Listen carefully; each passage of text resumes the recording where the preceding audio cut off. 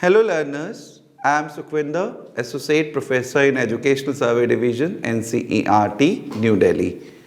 Today's session is related with education as an instrument for social change, which is part of your BES 122, Contemporary India and the Education. For this particular session, we have kept certain learning outcomes. Let's see how these learning outcomes are being framed. Like we have understand the meaning of social change, describe the characteristics of education as an instrument of social change, analyze the role of education in social change, and familiarize the learners about the role of National Education Policy 2020 in bringing social change.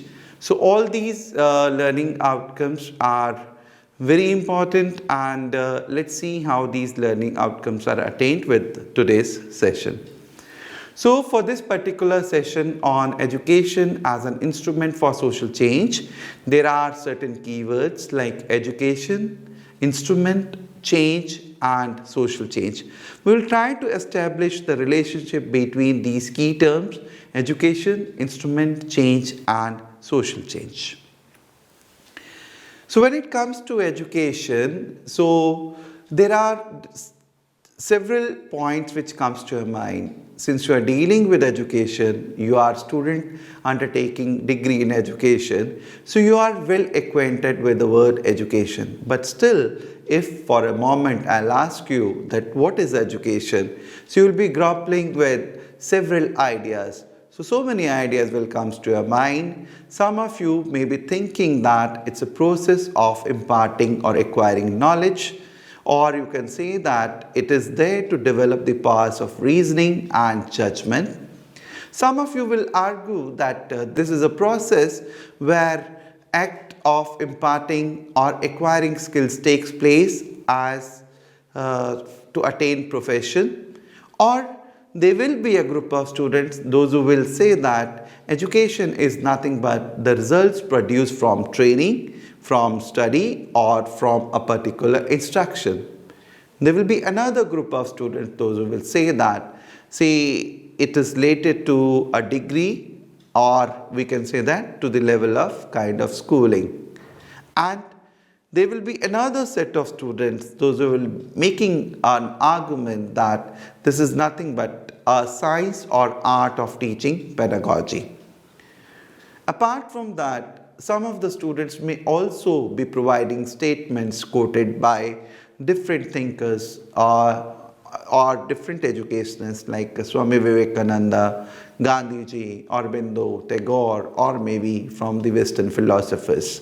So what I want to convey here is that education means differently to the different persons.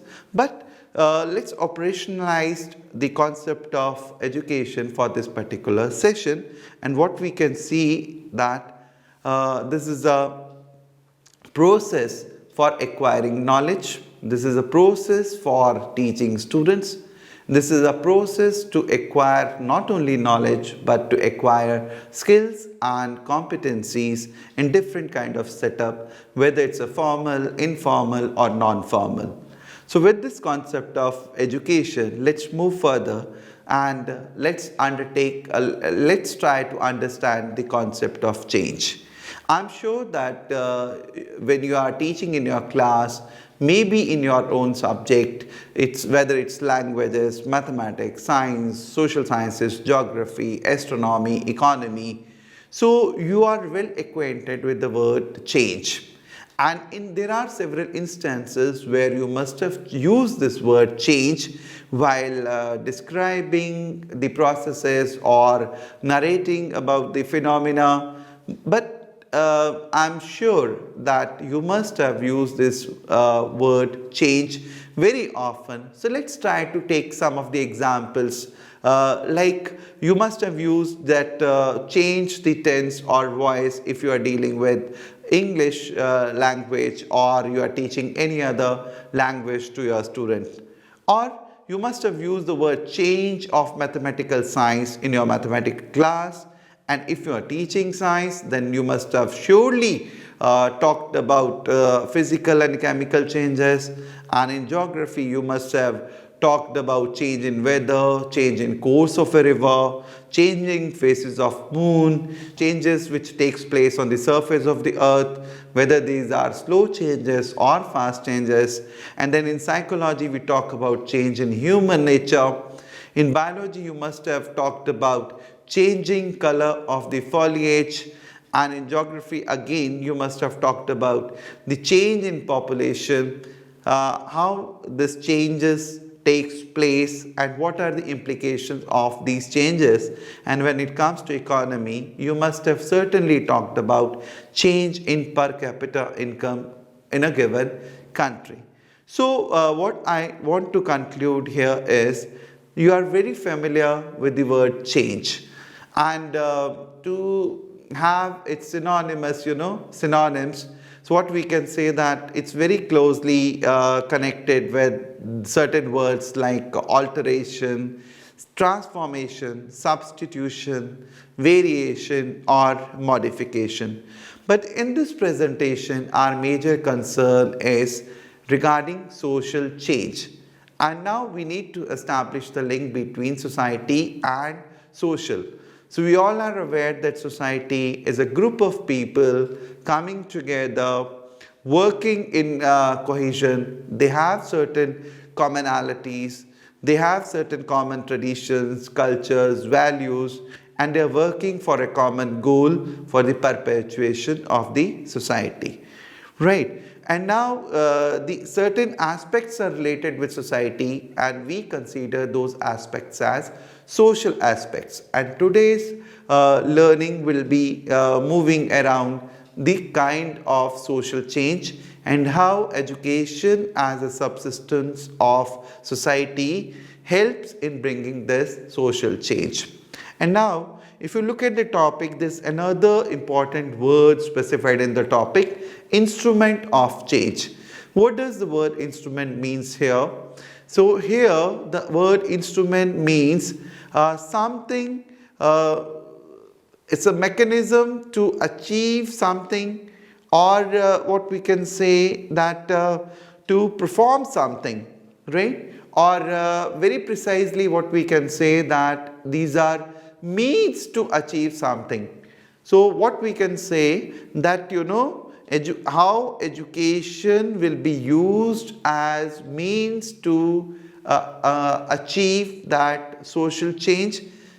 So with this perspective, let's build our today's discussion, and let's move further and try to integrate these three words, society, change, social change and instrument. So let me sum up what we have discussed in a few seconds before. Like when it comes to society, it's nothing but a group of people living together, sharing common goals and responsibilities, and there are various aspects, customs, values, cultures and ideals of the society through which society grows further, society is perpetuated, people live in that society.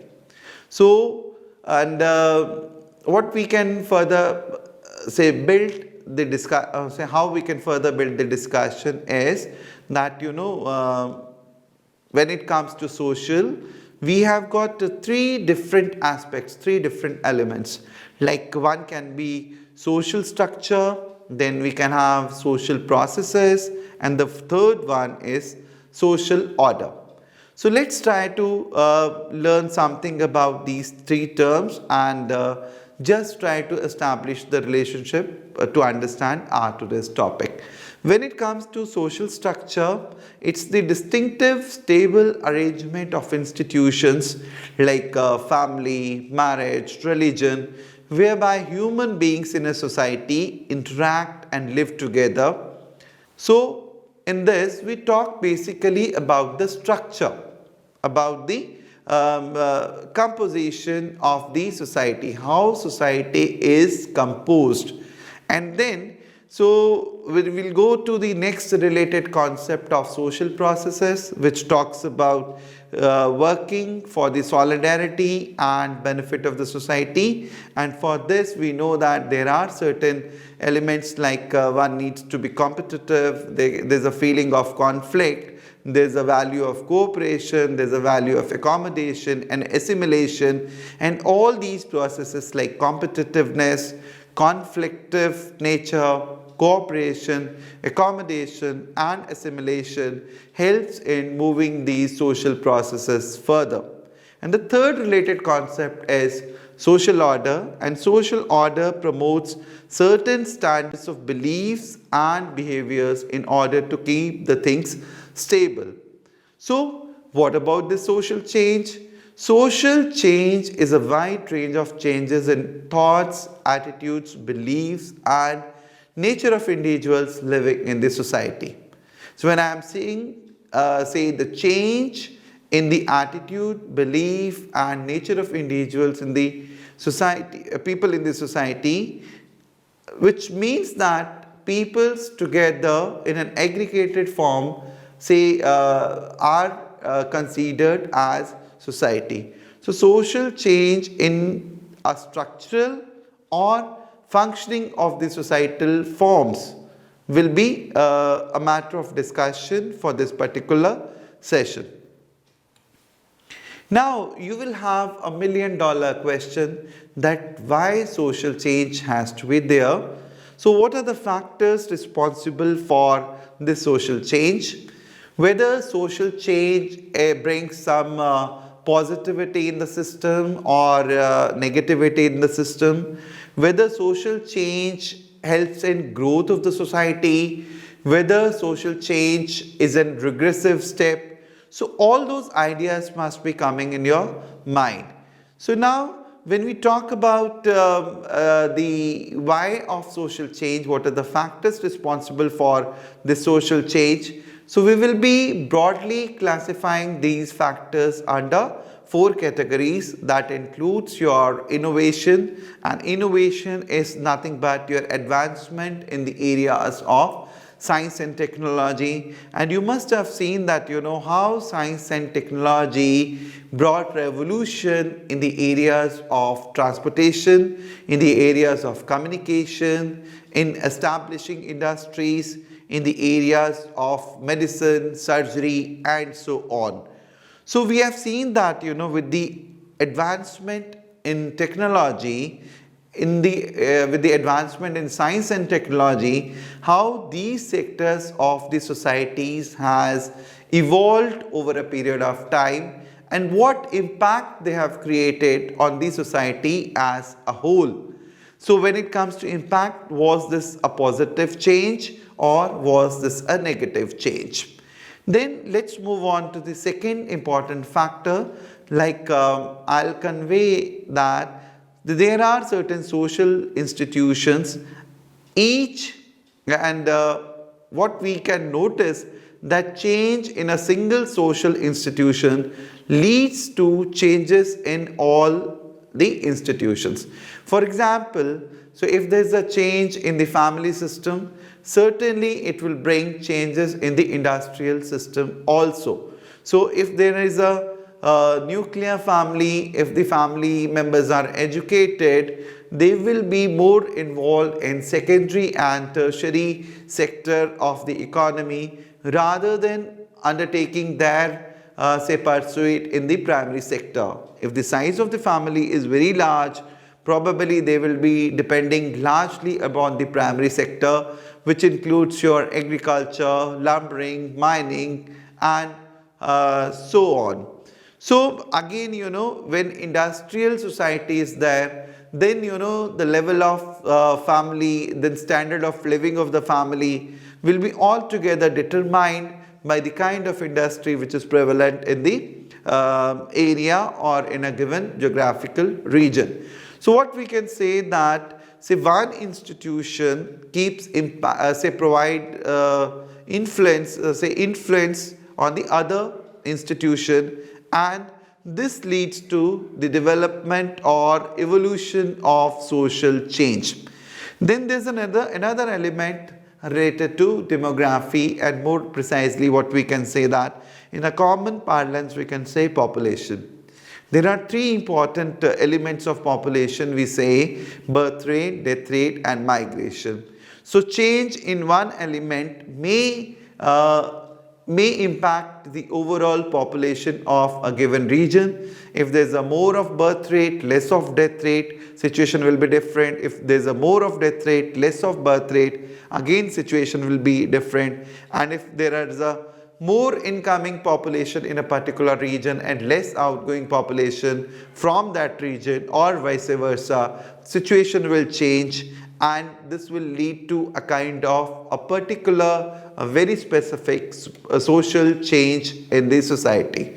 So the third factor which is responsible for the kind of social change which we witness in the society is the way elements of population operates in the system. And another important aspect which we may like to discuss as a factor of social change is environment. And we all are aware that these days so many talks are being held where we had discussions on climate change, and we also talks about natural calamities, natural disasters, may it be floods, may it be droughts, may it be cyclones, tsunami, or they can be man-made disasters like forest fire can be there, or we can have biological disasters the way we had pandemic phase in the recent past. So all these environment related factors also contribute to the change in the society. So broadly what we can say that there are four major aspects which leads to the social change in the society. One is related with the innovations, or in other words we can say in the innovations, or you can say science and technology. Then there are certain social institutions, they also bring change in the social system. Like if there is an advancement in transport and communication, so this will also bring certain changes in the society. So we all are aware that how our life is totally dependent on cell phones or computers or laptops, and how our day-to-day life, our work style, our day-to-day living style is greatly impacted by these gadgets which we are using in our day-to-day life. Then population and of course the environment are also important aspects which leads to social change. And now to sum up what we can say that social change is very essential for things to keep on moving. So social change is nothing but it's a collective behavior. So with this discussion, let's move on to this understand some of the characteristics of the social change. So after listening to the factors of social change, let's try to understand some of the characteristics of social change. The very first factor or characteristic what you can see on your screen is inevitable. So inevitable means this change can't be avoidable, and we have heard several quotations that the thing which is permanent in life is change, right? And we also hear the quotations like nothing is constant. Change is very much important. Change is very much required. Change is the law of nature. And that is how what we can say that this is inevitable. And similarly, social change has to be there. It will be bound to be there. So we may have different pace of social change. Like they can be a slow change or fast change. Some of the societies may be taking lot of time from having that transitional shift from agrarian to industrial society, from primitive to modern society, from rural to urban society. But that change is bound to be there, and as I've rightly said that pace may differ, but the thing which is constant is that it is inevitable. So another thing which is seen as a characteristic of social change is it's planned as well as it's unplanned. So we all are aware that we had national education policy with us, which came in the year 2020, and with that we want to bring certain desirable changes in the society by educating the children of the country, by educating the youth of the country, by imparting them skills, by imparting them knowledge, by building their competencies to generate a proper human resource development which can contribute to the society. The whole thing is in a very planned manner. But at the same time, even if you will not say be taking all this thing in a planned manner, still these changes will take place, as I have already told you that these are inevitable, this is unavoidable. Some sort of changes will certainly be taking place. Another important characteristic of social change is that it is uneven. So whenever a political phenomena takes place or social phenomena takes place, not necessary that all the regions of a given area will have even growth. So we can have developed regions within underdeveloped pockets of the area, or we can have underdeveloped areas in the developed areas. So similarly, when it comes to people, so if a particular phenomena operates in the system, it may yield positive results for few people, and it may not yield proper result for another set of people. Like we are very well conversant with the phenomenon, the way multi-purpose dams are constructed in the country. So there are several multi-purpose dams which were being constructed in the country, and we know that for having development of that particular region, these multi-purpose dams are very much required. So though we will be generating lot of hydroelectricity, though it may give employment to several people, but at the same time there must be a group of people, those who are not satisfied with this kind of social change, because they were uprooted from their native lands, they lost their jobs, they lost their native places, they lost their homelands, and so they have to move to different places, they have to stay there as migrant laborer in the new areas. They may have certain problems faced in the new setup. So the message which I want to convey here is that the social change is uneven for the set of people staying in a given area. It's not even. So then let's come to the next characteristic of social change. It can be either internal or external. So when it comes to external, we are aware about the history of our country, and we know that we had several invaders coming from different parts of the world in different periods of the history, right? When these invaders came, or different rulers, they have ruled our country. So they also brought their ideology, their norms, their values, their their traditions along with us. And then this fusion has taken place, and the natives also tried to copy those traditions, or by force you can say, or by compulsion you can say. But that external influence was there in the society, and this led to a kind of a social change in a given society. Then apart from that, there are certain non-social determinants also. Non-social determinants may include like your climate, availability of resources and biological resources, which also leads to change in values, change in traditions, change in our practices, change in our occupations. And we all have seen that with the change in climatic conditions in a given region, how we are acclimatizing, how we are adapting, how we are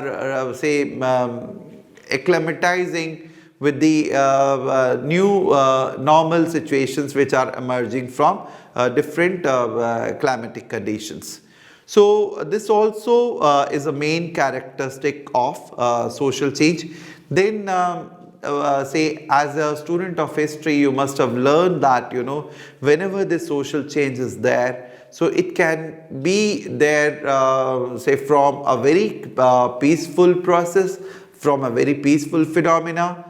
Like we all are aware that in the 18th century there were several social religious reformers in the country, like Swami Vivekananda, Rama Mohan Roy, and there were many other say social and religious reformers. So they tried to bring certain changes in the societies by say motivating the people and reflecting on the present say evils of the society or certain traditional practices which were not considered rational. So this was a very peaceful kind of a mechanism for incorporating social change. On the other hand, say it can be a violent emerging from a particular riot, from a particular revolution. So what we want to bring here is that this is also one of the major characteristic of social change, that it can be brought through peaceful measure or from a violent measure. Then say there's no single factor which is operating for a social change, and as I have rightly said that there are multiple factors. Education is one such factor which is bringing social change. Then education leads to changes in other sector of the society, like I have already conveyed you that education sector influences your transport sector, industrial sector, political system of the country, and workforce of the country, and that is how all these changes in different sectors of society or different subsystem of the society also bring certain changes. And then there are certain other factors or other characteristics are there, like this thing social change is continuous, as I have already conveyed that it's inevitable, and it doesn't stop anywhere, though the pace may differ. It may be a slow, or at times it may be a very fast. It's very universal. It's not that only one part will be affected, others will not be affected. And as in the beginning I have rightly said, the thing which is constant is change. And then say it may be a very momentary kind of a change, or we can say it's a temporal change, or it can be a long-term change also, but change is bound to be there. So these are some of the characteristics of social change. And now let us see that how the kind of role of education plays in changing the social setup. So on your screen you can see say sun-like feature, sun-like image which is glowing. That means say human resources are being generated, and by learning, by undertaking education, by developing competencies, by developing skills, by acquiring knowledge. So the concept which we have discussed under education, and as a result it acts as an agent of empowering the thoughts and lives of an individual. So it's not only empowering the thoughts and lives of an individual, but it empowers the thoughts and lives of the entire society, because society is nothing but aggregate of various individuals. So one of the main impetus of education is to change the attitude, thinking and lifestyle of person. And the example which I may like to give here is development of science and technology, and how say the science and technology has brought changes in the entire society, how our lifestyles have changed, how our workplaces have changed, how our thoughts, actions and behavior has changed. And finally what we can say that the social change helps us to turn weaknesses into strength. It helps us to turn our failure into success. It also helps us in identifying problems present around us in our society, and also helps in searching for their solution. So with the help of education, and we try to overcome our weaknesses. We try to identify solutions to the problems which we encounter in our day-to-day life. So education also helps us in preservation of social heritage, transmission of culture and dissemination of new knowledge. Not only that, we have already discussed that education helps us in social mobility. We have already are aware of what this concept of social mobility means, whether it's vertical mobility or social horizontal mobility. So the status of people in a given society is changed the moment they acquire education in a right manner.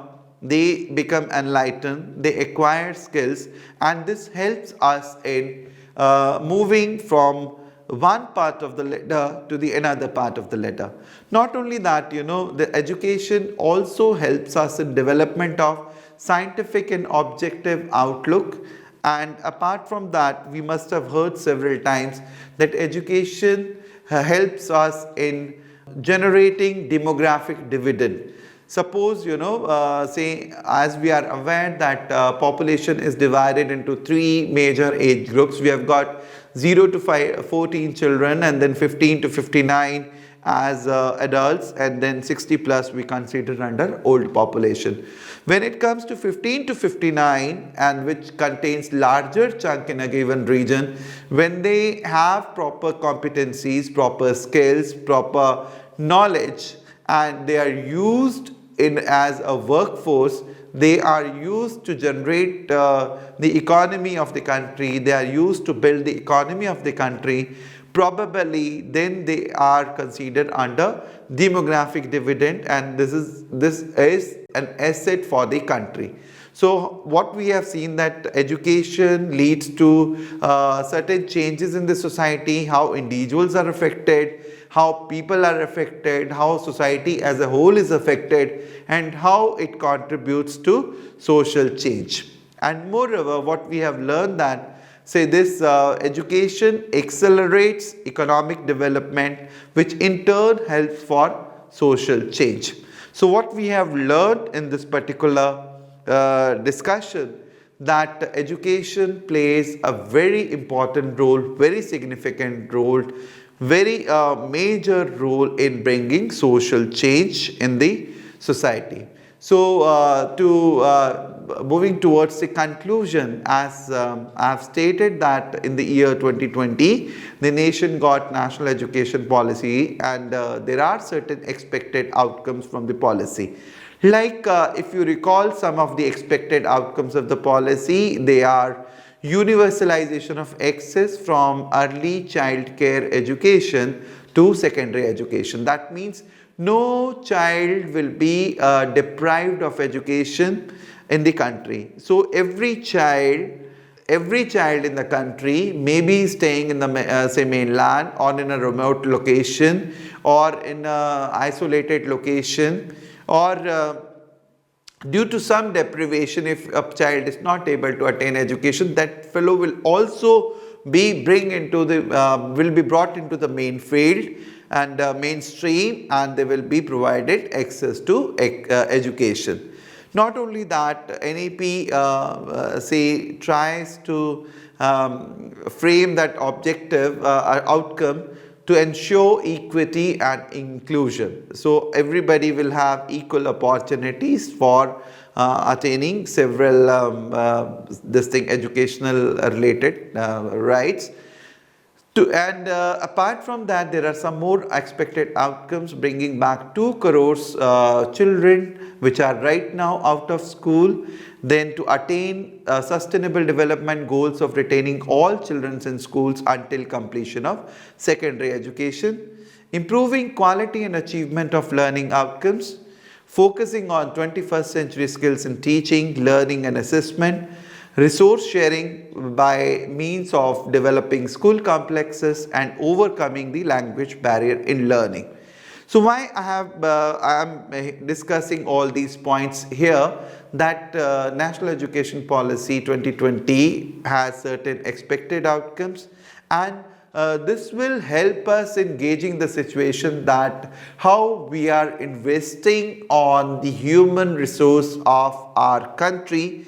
Why we are investing on human resource of the country? Because ultimately these will be contributing to the other sectors of the society, and they will be bringing desirable social change in the country, which will lead the country in a very prosperous manner, in a very growing manner, or in a very in order to achieve the desired development in the given domain. So with this, we will be concluding that education plays a major role in bringing social change in the country, and as far as opportunity is concerned to reflect on this particular topic, you can see on your screen that there's a question reflected on the screen, like, according to you, how education is an instrument for social change? Please provide your narratives from your own life experiences so that you can build a better understanding of this particular concept. And if you have got further queries related to this particular topic, you can get back to us, you can send your feedback, you can post all your queries through email, and email address will be shared with you. And with that, we conclude here. Happy learning to all the learners. Thank you very much.